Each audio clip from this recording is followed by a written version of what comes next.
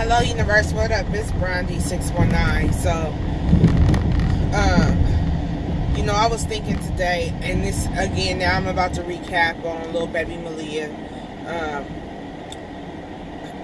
I know everybody is on it. I know everybody feels a particular kind of way about it. I know everybody wants to know what happened. I know everybody wants to know, you know what I mean, who played a part in all of this. You know what I mean? I get it. But I had to come to a realization today. I don't care how many interviews we do. I don't care how many people we press. I don't care how many videos we make. I don't care how much digging and searching and video content and all that extra stuff. I do not care how much we do. Okay? The reality of the situation at this point, here it is, a month and a half later since the baby been missing or was missing and has since been found. The baby's state of decomposition was, I am very sure, extremely advanced. Okay? And then let us not forget that when the baby was found initially in that bag on the side of the road in the field, in the grassy field, they were doing yard work. They were out there with the lawnmower, probably one of those big ones that you drive. Okay? However, I don't know if it was a big one or if it was a handheld one. I'm pretty sure it was a big one if they ran the bag over.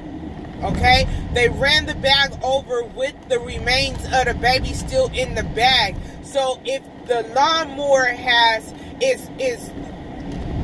is created and designed to cut and chop things down, what do you think was to become of the little baby in the bag once the lawnmower ran over it?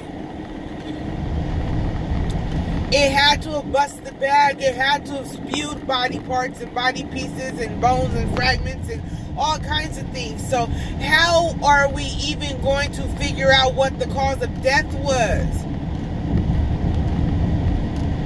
This is such a shit show. I don't even like using those kind of words in my videos. If you guys notice, a lot of times I try to refrain from that. I do want to tell you guys though to like, share, and subscribe. I don't care if you share or if you don't. I'm sharing with you though. But I do want to say like and subscribe for sure. And and I just wanted to put this on your mind because it was on my mind and it was on my heart. What do we think is to become of the body? How do we think that we're going to be able to come up with a conviction on how the baby died? As long as Derion keeps his mouth shut at this point, honestly, he could get away without any murder charges. You know? Probably even without even child neglect. I mean, I cannot say exactly. Simply because he gave that extremely outlandish story about what happened to her. You know, and then he comes and he tells that he threw her body. He's the one that threw her body. So, I mean, definitely he's going to be charged with something for sure. He's already being charged with tampering with a corpse or evidence or whatever. Mainly a corpse. But, sorry, like the air is blowing in my face, y'all. That's why I keep squinting like this. But as far as saying whether he killed her or whether someone killed her, whether they hit her, knocked her out, whether her brain hemorrhaged, whether she was choked, whether she was, you know, all those things out the window, out the door.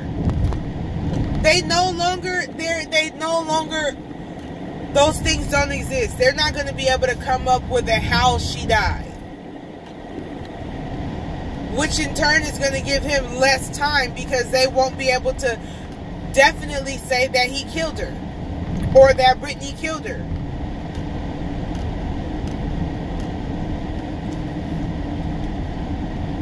It's really a sad thing, you know, because they need to be held accountable for everything that they've done. You know? excuse me, they need to be held liable for exactly everything that they done, and everybody who was involved needs to be held liable for their part in how this little baby came to be where she is today and in the state in which she is in today. They need to be held accountable for the mental and emotional state of her siblings. You know what I'm saying? Thank God the baby was found. But even if they don't tell us how she died,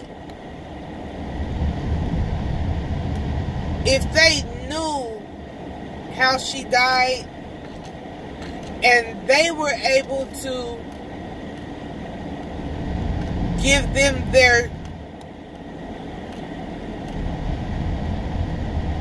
the punishment that they deserve, that's befitting for the crime that was committed, I would even be cool with that.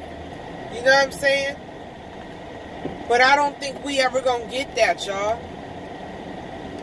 You know, at this point, it almost feels and seems as if we beating a dead horse. You know, no pun intended. You know? But it seems like we're spinning our wheels. It seems like people who do know more don't want to come out and say more because they trying to protect whoever they trying to protect. Clearly, even to this day, the little girl is not loved enough for people to care enough to say, you know what I'm saying, how she was hurt, how she was harmed, or if she wasn't hurt or harmed. Maybe she fell asleep and never woke up as a result of her brain injury. You know what I'm saying? They played so many games at this point to where, and then just callously threw her body away like last week's meatloaf or roast beef or something, where you can't even believe that the little girl probably really did fall asleep and didn't wake up, you know? Only thing that's left for us to think is that y'all did something heinous to her. Because for what other reason would you take her little body, put her in a garbage bag, and then throw her out and toss her out 600 miles away? You know, if she had fallen asleep and didn't wake back up, first thing you would do is call an ambulance or take her to the hospital yourself. You know what I'm saying? The last thing you would be caring about is somebody's CPS case or CPS worker, especially if you didn't have no part in why she is where she is in the state in which she's in today. You know? So, I do see, I don't know if you guys have been up on it yet, but they have spoken to Derion's mistress. She said that she'd met him about 4 years ago, and knew him before Brittany knew him. She alleges that Brittany had threatened her, called her on her phone or got in her messages or somehow, and threatened to beat her up. This mistress, she says she writes him all the time, you know, and just, you know, if you need some help, my family can help you, call them, and da-da-da-da-da-da. You know, they did say that a woman dropped him off at the hospital. I wonder if it was her.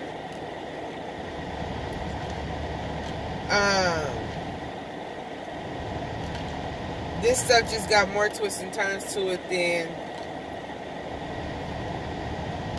than what meets the eye, you know. I do know that those text messages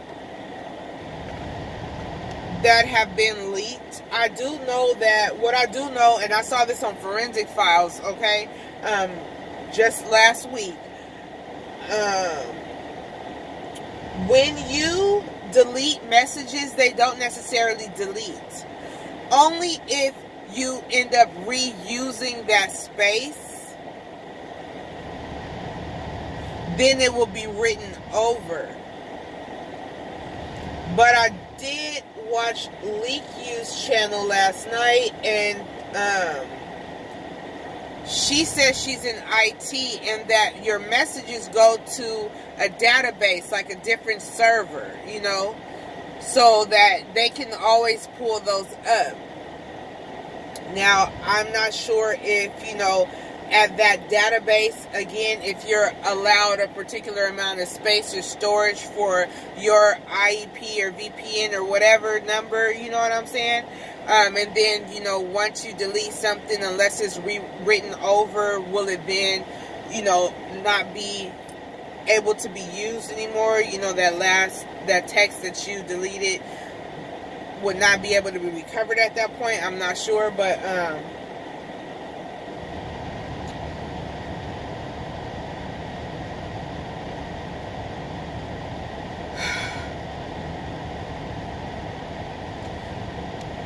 just the way it's looking, if Derion keeps his mouth shut and no one else and everyone else keeps their mouth shut, they'll only really be able to charge him with tampering with evidence. Because even though they have a body, everything that her body has went through at this point and the level of decomposition at this point, unless they are able to pull fingerprints off of that black trash bag. But even still, Derion already admitted to throwing the bag in there.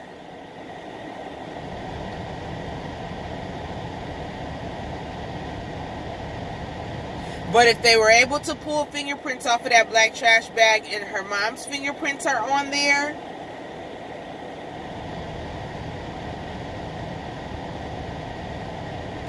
but then again, they would have to prove that she hadn't previously touched the trash bags, or that they weren't trash bags that were already in the house, or, you know, that she had already had access to, that she touched already, you know.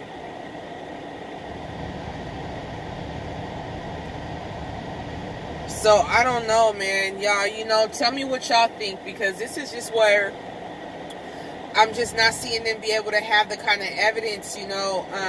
But I will say this, though. Don't y'all ever think that God sleeps or slumbers, okay? Don't y'all ever think that the divine is not paying attention and keeping an account of, okay? Don't you ever think that anything that you do that is against the universal laws, okay, that you will not be held accountable. The universe does not forget. And you reap what you sow, or what goes around comes around. Just may not be in the time in which you think it is, and I got a little story about that, okay?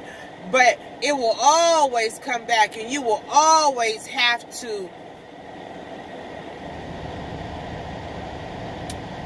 pay your debt. In this lifetime or the next.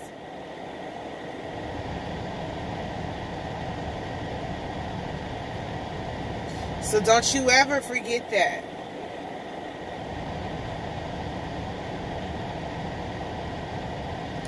Better you pay your karmic debt now than in the next lifetime you may come back as a piece of shit.